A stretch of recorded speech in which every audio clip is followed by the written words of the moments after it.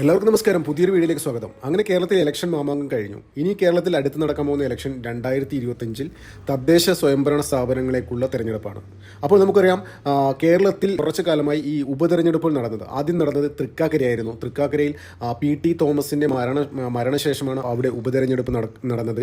അവിടെ പിണറായി വിജയൻ ക്യാമ്പ് ചെയ്തിട്ട് പറഞ്ഞതെന്ന് വെച്ച് കഴിഞ്ഞാൽ, നിങ്ങൾക്ക് 2 പ്രാവശ്യം അബദ്ധം പറ്റി, മൂന്നാമത് അബദ്ധം പറ്റാതിരിക്കാനുള്ള ഒരു അവസരമാണ്. അപ്പോൾ നിങ്ങളുടെ വോട്ട് ബുദ്ധിപൂർവ്വം ഉപയോഗിക്കുക എന്നാണ് പിണറായി വിജയൻ അവിടെ ക്യാമ്പ് ചെയ്ത് 2 ആഴ്ചത്തോളം പുള്ളിക്കാരൻ അവിടെ ക്യാമ്പ് ചെയ്തിരുന്നു. എന്നിട്ടും അവിടെ രക്ഷയുണ്ടായിരുന്നില്ല. ഉമാ തോമസ് ജയിച്ചു. അത് കഴിഞ്ഞ് പുതുപ്പള്ളിയിലാണ് ഇലക്ഷൻ നടന്നത്. പുതുപ്പള്ളി ഉമ്മൻചാണ്ടിയുടെ മരണശേഷം അവിടെ ഉമ്മൻചാണ്ടി അത്ര ജനകീയനായിരുന്നു. നമുക്കറിയാം, ഉമ്മൻചാണ്ടിയുടെ ഭൗതിക ശരീരം തിരുവനന്തപുരത്ത് നിന്ന് അവിടം വരെ വഹിച്ചുകൊണ്ട് പോകുമ്പോൾ നമ്മൾ ചാനലൊക്കെ ലൈവ് കവറേജ് ആയിരുന്നു. അദ്ദേഹം അത്രത്തോളം ജനകീയനായ മുഖ്യമന്ത്രിയായിരുന്നു. അതായത് പിണറായി വിജയനൊക്കെ അപേക്ഷിച്ച് നോക്കുമ്പോൾ അദ്ദേഹം ജനങ്ങളൊക്കെ ആയിട്ട് വെൽ കണക്റ്റഡ് ഒരു CM ആയിരുന്നു. അപ്പോൾ അവിടെയും UDF വമ്പിച്ച വിജയം കൊയ്തു. അതായത് ചാണ്ടി ഉമ്മൻ വമ്പിച്ച ഭൂരിപക്ഷത്തിൽ ജയിച്ചു. പിന്നീട് നടന്നത് പാലക്കാടാണ്. പാലക്കാടും നമുക്കറിയാം, പാലക്കാടിനെ കുറിച്ച് ഇപ്പോൾ അടുത്ത കാലത്ത് നടന്ന ഇലക്ഷൻ ആയതുകൊണ്ട് നമുക്ക് അതിനെക്കുറിച്ച് കൂടുതൽ ഡിസ്കസ് ചെയ്യേണ്ട ആവശ്യമില്ല. പറഞ്ഞു വരുന്നത്, കേരളത്തിൽ ഒരു ശക്തമായ ഒരു ഭരണവിരുദ്ധ തരംഗം തന്നെയുണ്ട്. അതായത് ഈ പിണറായി വിജയൻ സർക്കാരിനെതിരെ കഴിഞ്ഞ 8 വർഷത്തോളമായി പിണറായി വിജയൻ സർക്കാർ കേരളം ഭരിക്കുന്നത്. അപ്പോൾ ഭരണവിരുദ്ധ വികാരം അതിൻ്റെ പീക്കിലെത്തിയിരിക്കുകയാണ്. അതാണ് ജനങ്ങൾ ഓരോ ബൈ ഇലക്ഷൻ വരുമ്പോൾ കാണിക്കുന്നത്. അത് BJPക്ക് ജയിക്കാൻ അവസരമുണ്ടായിട്ടും BJP തോൽക്കുന്നത് എന്തുകൊണ്ടാണെന്ന് വെച്ച് കഴിഞ്ഞാൽ, ഇത്രയും പിണറായി വിജയനോടുള്ള വെറുപ്പ് കൊണ്ടാണ്. അതായത് ജനങ്ങൾ ഉദ്ദേശിക്കുന്നത് അവർ ചെയ്യുന്ന വോട്ട് പാഴായി പോകരുത് എന്നൊരു ചിന്ത അവർക്കുണ്ട്. അതുകൊണ്ടാണ് അവർ BJPക്ക് അധികം വോട്ട് ചെയ്യാത്തത്. അതായത് BJP ജയിക്കും എന്ന് അവർക്ക് അങ്ങനെ ഒരു ഇത് തോന്നി തുടങ്ങിയില്ല ജനങ്ങൾക്ക്. അതായത് ചില BJPയുടെ കാൻഡിഡേറ്റ്സ് ജയിക്കുന്നു തോന്നിക്കഴിഞ്ഞാൽ മാത്രമേ കേരളത്തിലെ ജനങ്ങൾ വോട്ട് ചെയ്യും. അപ്പോൾ അതുകൊണ്ട് അവർ വോട്ട് പാഴാക്കരുത്. അതായത് അവരുടെ ദേഷ്യം തീർക്കുകയാണ്. അതായത് അതുകൊണ്ടാണ് BJPക്ക് പാലക്കാട് പരാജയപ്പെടാനുള്ള ഒരു കാരണം കൂടി അതാണ്. അതായത് ഈ പിണറായി വിജയൻ സർക്കാരിനെതിരെയുള്ള അതിശക്തമായ വികാരം ജനങ്ങൾ പ്രകടിപ്പിച്ചു. അതായത് എന്തായാലും അവർക്കൊരു അടി കൊടുത്തേ പറ്റൂ. അപ്പോൾ രാഹുൽ മാങ്കൂട്ടത്തിലേക്ക് വോട്ട് ചെയ്ത് അദ്ദേഹത്തെ ജയിപ്പിച്ചു. പറഞ്ഞു വരുന്നതെന്ന് വെച്ച് കഴിഞ്ഞാൽ, കേരളത്തിൽ അതിശക്തമായ ഒരു ഇടത് വിരുദ്ധമല്ല, ഒരു ഭരണവിരുദ്ധ വികാരമുണ്ട്. അപ്പോൾ എന്ത് തന്നെയായാലും 2026 അസംബ്ലി ഇലക്ഷനിൽ അത് പ്രതിഫലിക്കും. അത് ഇപ്പോൾ CPM പ്രചാരണം തുടങ്ങിയിട്ടുണ്ട്. അതായത് ചേലക്കര LDF ജയിച്ചുകൊണ്ട് കേരളത്തിൽ ഭരണവിരുദ്ധ വികാരം ഇല്ല, അങ്ങനെ ഒരു നറേറ്റീവ് അവരെ സൈബർ ഹാൻഡിൽസ് നിന്ന് ഇപ്പോൾ വരുന്നുണ്ട്. അപ്പോൾ എന്താ പറയുക, അവർ പറയുന്ന മാതിരിയുള്ള കാര്യങ്ങൾ ഗ്രൗണ്ട് റിയാലിറ്റി വേറെയാണ്. അതായത് ജനങ്ങൾ പിണറായി വിജയൻ ആ സ്ഥാനത്ത് നിന്ന് ഒന്ന് ഇറങ്ങിപ്പോയാൽ മതി എന്നുള്ള ഒരു സെറ്റപ്പിലാണ് കേരളത്തിലെ ജനങ്ങൾ. അതായത് നമുക്കറിയാം, ഈ പിണറായി വിജയൻ ഭരണത്തിലേറിയതിന് ശേഷമാണ് കേരളത്തിൽ പല പ്രകൃതി ദുരന്തങ്ങൾ ഉണ്ടായതിന് ശേഷം, അതായത് ജനങ്ങളിൽ സ്വരൂപിക്കുന്ന ഫണ്ട് പോലും അവർ അടിച്ചുമാറ്റി കൈയിട്ട് അവരെ ലോക്കൽ സെക്രട്ടറിമാരെ എല്ലാ ആൾക്കാരും, എന്തിന് സർക്കാർ പോലും അത് കാര്യമായി കിട്ടിയ ഫണ്ടുകളൊന്നും ദുരിതാശ്വാസ നിധി പോലും കാര്യമായി വിനിയോഗിക്കുന്നില്ല. സർക്കാരിൻ്റെ പിടിപ്പ് കേട് കാരണം ഖജനാവിൽ 5 പൈസയിൽ അവർക്ക് ശമ്പളം കൊടുക്കാൻ പോലും ശരിക്കും ഇത്തരം പണങ്ങൾ ഉപയോഗിച്ചിട്ടുണ്ടോ എന്ന് പരിശോധിക്കേണ്ടിയിരിക്കുന്നു. അത് ജനങ്ങളെ അങ്ങനെ സംശയിച്ചാൽ തെറ്റ് പറയാൻ ഒക്കില്ല. കാരണം വെച്ചാൽ സർക്കാരിൻ്റെ പ്രവൃത്തികൾ അങ്ങനെയാണ്. അപ്പോൾ പറഞ്ഞു വരുന്നത്, കേരളത്തിൽ അതിശക്തമായ ഭരണവിരുദ്ധ വികാരമുണ്ട്. ഇനി 2026 നടക്കാൻ പോകുന്ന തെരഞ്ഞെടുപ്പിൽ സംഭവിക്കാൻ പോകുന്നത് എന്തെന്ന് വെച്ച് കഴിഞ്ഞാൽ, കേരളത്തിലെ ജനങ്ങൾ ഒന്നടങ്കം അതായത് പിണറായി വിജയനെ വെറുത്തിരിക്കുകയാണ്. അപ്പോൾ ഈ വെറുത്തിരിക്കുന്ന ഇയാൾ എങ്ങനെയെങ്കിലും ഒന്ന് ഇറക്കി വിടണമെന്ന് തീരുമാനിച്ചിരിക്കുകയാണ് ജനങ്ങളെ. അപ്പോൾ വേറൊരു ഓപ്ഷൻ എന്ന് വെച്ച് കഴിഞ്ഞാൽ ഇവിടെ കോൺഗ്രസ് ആണ്. അപ്പോൾ കോൺഗ്രസിന് നമുക്കറിയാം, കാലാകാലങ്ങളായിട്ട് കേരളത്തിൽ കോൺഗ്രസും കമ്മ്യൂണിസ്റ്റും മാറി വരികയാണ്. അതായത് കഴിഞ്ഞ 2021 അതിനൊരു അപവാദം ഉണ്ടായത്. അതായത് പിണറായി വിജയൻ സർക്കാർ തുടരുകയാണ് ചെയ്തത്. അപ്പോൾ അതൊഴിച്ചു നിർത്തിയാൽ ബാക്കി എല്ലാ വർഷവും ഇവർ രണ്ടാളും മാറിയാണ് ഭരിച്ചുകൊണ്ടിരുന്നത്. അതായത് പറഞ്ഞു വരുന്നതെന്ന് വെച്ചാൽ, 2026 കേരളത്തിൽ UDFന് ഭരണം കിട്ടുമെന്നാണ് UDF നേതാക്കൾ ഇപ്പോൾ വിചാരിച്ചുകൊണ്ടിരിക്കുന്നത്. അപ്പോൾ ഇപ്പോൾ തന്നെ VD സതീശനൊക്കെ മുഖ്യമന്ത്രി ആവാനുള്ള കുപ്പായൊക്കെ തയ്ച്ച് വെച്ചിരിക്കുകയാണ്. പക്ഷേ VD സതീശൻ്റെ മോഹം നടക്കാൻ പോകുന്നില്ല. VD സതീശൻ ലക്ഷ്യം വെക്കുന്നതെന്ന് വെച്ച് കഴിഞ്ഞാൽ, ലീഗിൻ്റെ പിന്തുണ, കേരളത്തിലെ ഈ ജമാഅത്തെ ഇസ്ലാമിയുടെ പിന്തുണ, അങ്ങനെയുള്ള മുസ്ലിം ഫ്രിഞ്ച് ഗ്രൂപ്പ്സിൻ്റെ പിന്തുണ അദ്ദേഹത്തിനുണ്ട് എന്നാണ് അദ്ദേഹം വിശ്വസിക്കുന്നത്. അപ്പോൾ അദ്ദേഹം മാക്സിമം അവർക്ക് വേണ്ട കാര്യങ്ങളൊക്കെ ചെയ്തു കൊടുക്കുന്നുണ്ട്. അദ്ദേഹം ഒരു മുഖ്യമന്ത്രി ആകാൻ വേണ്ടി കുപ്പായൊക്കെ തയ്ച്ച് ഷെൽഫിൽ വെച്ചിരിക്കുകയാണ്. പക്ഷെ അത് നടക്കില്ല, അത് നടക്കാൻ പോകുന്നില്ല. അതായത് കേന്ദ്രത്തിൽ ഒരാൾ വരും, KC വേണുഗോപാൽ ഇവിടെ പ്രത്യക്ഷപ്പെടും. KC വേണുഗോപാൽ മുഖ്യമന്ത്രി ആകും എന്നാണ് കോൺഗ്രസിൻ്റെ അടുക്കള രഹസ്യങ്ങൾ അറിയുന്ന പല ആൾക്കാരും പറയുന്ന കാര്യം എന്തെന്ന് വെച്ച് കഴിഞ്ഞാൽ, KC വേണുഗോപാൽ 2026 UDFന് ഭരണം കിട്ടിക്കഴിഞ്ഞാൽ KC വേണുഗോപാൽ മുഖ്യമന്ത്രി ആകും. അതായത് KC Venugopal KC Venugopal കണ്ണൂരുകാരനാണ്. KC Venugopal ഒരു നായർ കമ്മ്യൂണിറ്റിയിലാണ്.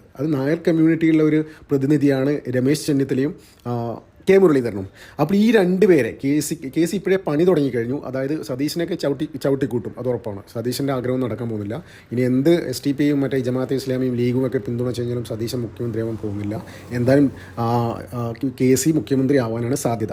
KC അതിനുള്ള പണി തുടങ്ങിക്കഴിഞ്ഞു. അതായത് നമ്മുടെ NSS ജനറൽ സെക്രട്ടറി സുകുമാരൻ നായരൊക്കെയായിട്ട് നല്ല അടുത്ത ബന്ധം പുലർത്തുന്ന ആളാണ് KC വേണുഗോപാൽ.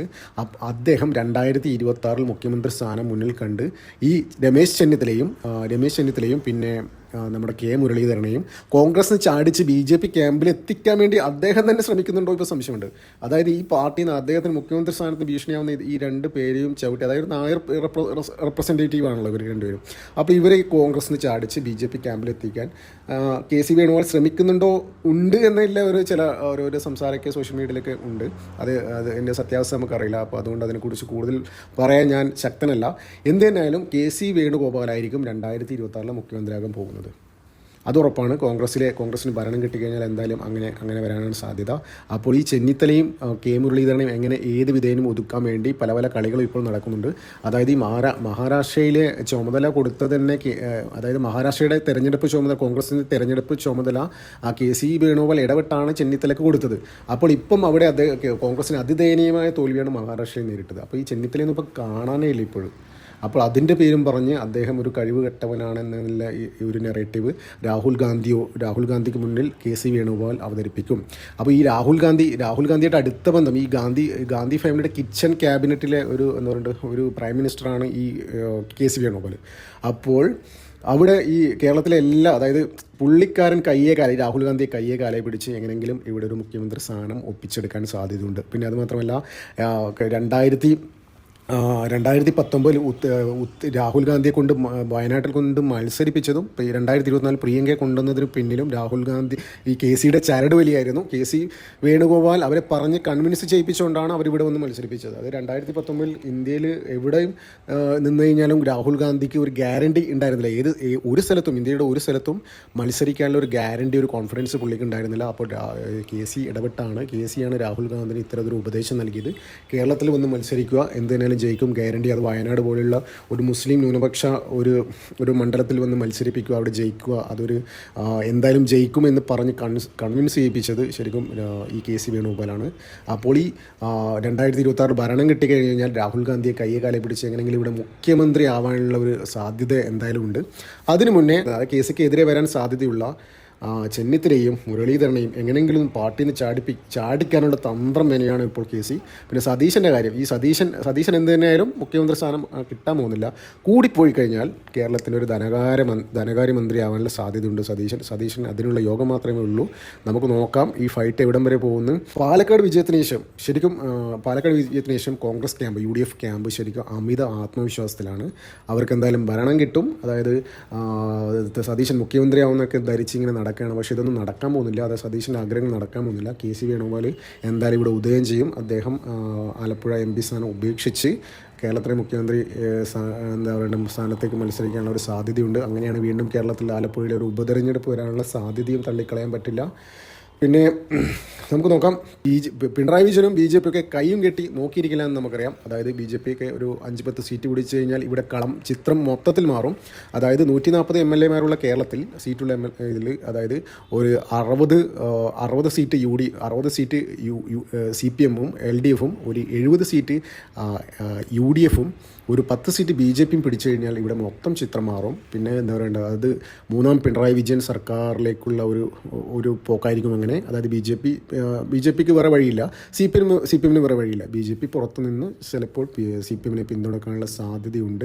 അപ്പോൾ അങ്ങനെ നോക്കുകയാണെങ്കിൽ കോൺഗ്രസിൻ്റെ ഒരാഗ്രഹവും നടക്കില്ല, എന്ത് വേണമെങ്കിലും സംഭവിക്കാം. അപ്പോൾ എന്ത് തന്നെയാലും മുഖ്യമന്ത്രി കുപ്പായം തയ്ച്ചെടുക്കുന്ന സതീശന് ഇതൊരു മെസ്സേജാണ്. അതായത് താങ്കൾ ആഗ്രഹം അങ്ങനെ നടക്കാൻ പോകുന്നില്ല. അതിന് കോൺഗ്രസ്സിലെ ആൾക്കാർ സമ്മതിക്കില്ല. 1 വട്ടം 2 വട്ടം 3 വട്ടം. പുതിയ വീഡിയോയിൽ കാണാം. നന്ദി, നമസ്കാരം.